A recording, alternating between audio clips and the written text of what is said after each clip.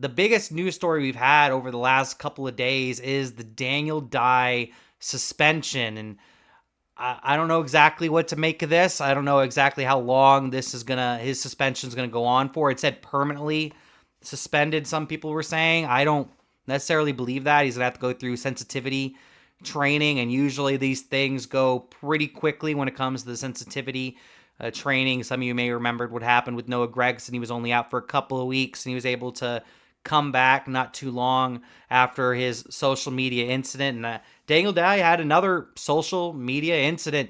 I'd say probably a poor choice of words, probably a big mistake. Do I necessarily think it's the punishment that fits the crime? I don't necessarily agree with what he did, but I don't think the punishment necessarily deserves the crime. He might even lose his job over this. I'm not exactly sure, but this all comes with modern times, I think. I don't think there was any offense, in my opinion, meant on Daniel Day's part. He was making a joke and just making fun. And it sounded like maybe even Malukas rubbed him the wrong way. Not necessarily trying to defend Daniel Dye, just saying I don't think there was any offense there. I don't think he is a homophobic. I wouldn't say he's a homophobe or anything like that. In my opinion, maybe he is. That's just my opinion. It's kind of a difficult subject to tiptoe along for sure in this modern age. But I'm hoping to see Daniel Dye back on the racetrack here soon, because I think for the most part he stays out of trouble. I wouldn't say he's a great driver by any means. And I see a lot of people online saying, well, good thing he was like Daniel Dye because he's not a good driver anyway and stuff like that. And I would say that Daniel Dye necessarily isn't a great driver, but he isn't a bad driver either. And he always tends to keep his race cars clean, and that means a lot for different race teams. But I want to get Tyler's thoughts on this subject, because I think there's been a lot of differing opinions on this. And I think the people that are against Daniel Dye, against what Daniel Dye said 100%, and feel like he should be suspended, maybe even expelled from NASCAR essentially, are very, very, very loud about it. But I want to get Tyler's opinion on this. Tyler, how do we feel about this whole Daniel Dye situation, him going on the live stream and opening up card packs and essentially making fun of David Malukas's voice? What do you think about all that? I mean, it was a bad joke taken too far at the wrong time. Yeah, that's Man what I should would have say. left the joke between him and his friends, and that's what it should have been, unfortunately, because it was just a joke. It's no different than Blaney making fun of Danica back in the day when Danica was screaming, I think it was Denny.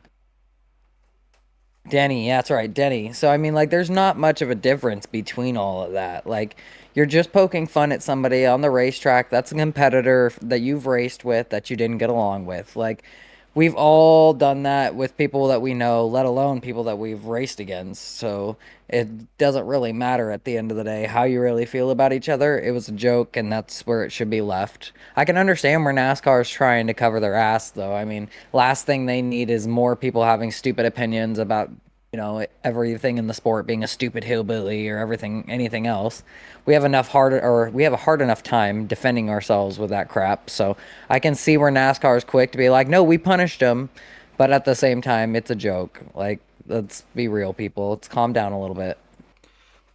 Yeah, I would agree with both of your parts on that. I do agree that it was a joke, but I also do agree that it did go too far. Because maybe if he did the voice or made fun of it for like 5 or 10 seconds, I think people would have been like, oh, okay, that's whatever. But there's that whole minute and a half clip that's gone pretty viral, I would say, where he's doing it. And there's other clips as well. So it seems like he might have been, like, in total throughout that card opening stream, maybe he was making fun of David Malukas for 4 minutes, maybe 5 minutes. Like I said, I would agree that's probably going too far with the joke. But like I said, this is a very difficult subject to tiptoe around because of the modern times. I think we were talking about in the group chat that if this happened 10, 15 years ago, I don't think anybody would have thought anything of it. Like back in the day, people used to make fun of Jeff Gordon because of him driving his rainbow car, Dale Earnhardt, I've heard him say that Jeff Gordon's like a pansy and stuff like that. So it's like, I don't I don't really know what to make of this, for real. I think it's just part of modern social media and cancel culture and all that stuff. Like I said, I don't agree at all with what Dangle Dye did. I do not one bit agree with what Dangle Dye did. And to do that on a live stream, I think is very silly. And I don't know if you noticed, Tyler, the guy that's sitting right next to him is the future of the sport, Brent Cruz. And luckily, Brent Cruz didn't really take part in this because that would have, whew, that would have made it even worse, you know. But like I said, I I don't agree. I What think were you about that's to what say? made it weird that so I think that's what made it weird that he goes on about it for so long because he's really just doing it in himself. He's not really getting any feedback. Nobody's really like Yeah. feeding him into it. He's just going off. No, that's why I kind of said earlier. It felt like because he had a conversation with David Malukas at Phoenix, and it sounded like David Malukas really kind of pissed him off a little bit or upset him in some sort of way. I guess I don't know exactly what was said, but he grinded his gears the wrong way. I would say it sounds like, but that's no excuse. Like I said, I don't agree with what Dangle Dye did. There's no excuse for what he did. But with the way modern times are and modern social media is, you just got to watch what you say 24/7. And that's one of the reasons why we don't really see drivers out and about or celebrities out and about doing stuff because everybody got a cell phone. Everybody can post anything anywhere at any time. And the funny thing about this is a lot of these people that are getting upset about Daniel Dye saying this are Larson fans, you know? So it's just the way our culture is right now. So you just got to watch whatever you say at all times, and it's a big lesson to be learned by Daniel Dye.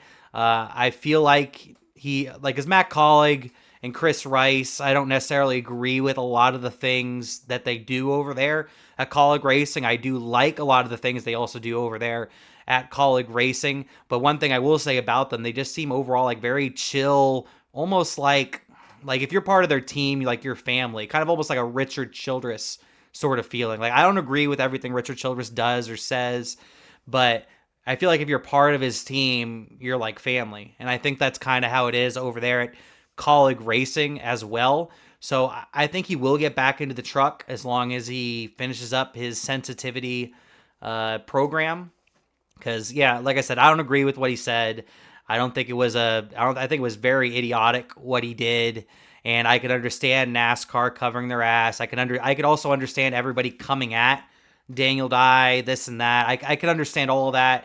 I'm just saying you're just a product of the time that you live in, and that's what's going on right now with Daniel Dye. And we'll see if he's able to get through this. Like I said, he's not necessarily one of the greatest drivers. I wouldn't say he's a bad driver, but he really takes care of his equipment. And I think that really means a lot to a team owner. And he also has sponsorship already with him as well. So we'll have to see what the future holds for Daniel Dye over there at Colleague Racing. But let me know your thoughts in the comments. How do you feel about this situation? I think me and Tyler feel very similar about the situation. We think Daniel Dye just took this joke way too far. Wrong place, wrong time, on camera. Really idiotic move for sure. We don't necessarily agree with all the backlash coming from it, I guess you could say. But let us know your thoughts in the comments.